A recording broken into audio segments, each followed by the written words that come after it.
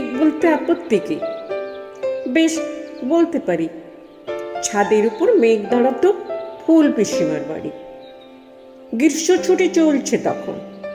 তখন মানে কবে? আমার যদি 14, মেঘের 16-17 হবে। ছাদের থেকে হাতছানি দিত, ক্যারাম খেলবি, আয় আয়। সারা দুপুর কাহা তোকার ক্যারাম খেলা যায়। সেই জন্যই জোর চুরি হয়। হ্যাঁ, জোর চুরি হতো।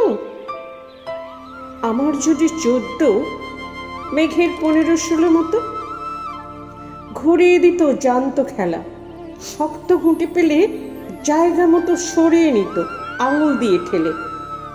শুধু আঙুল, বোর্ডের উপর লম্বা ফকের ঝুল ঝপাং ফেলে ঘটিয়ে দিত ঘুঁটের দিকে ভুল। এইখানে না ওখানে, এইটা না ওইটা। ঝাঁপিয়ে পড়ে ছিনিয়ে নিল খুঁটির বাক্সটা।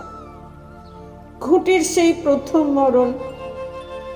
প্রথম মরণ মানে বুঝবে শুধু তারাই যারা ক্যারাম খেলা জানে।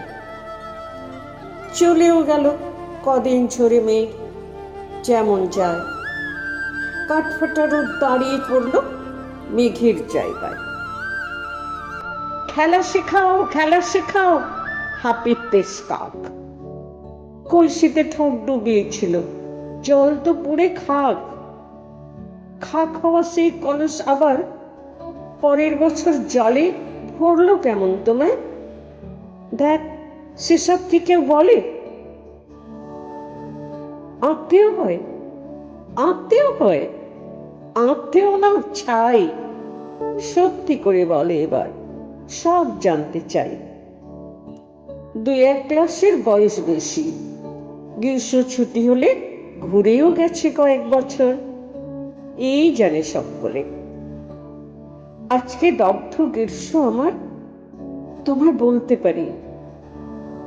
মেঘ দেখতাম ছাদের ঘরে ফুল পিসিমার বাড়ি।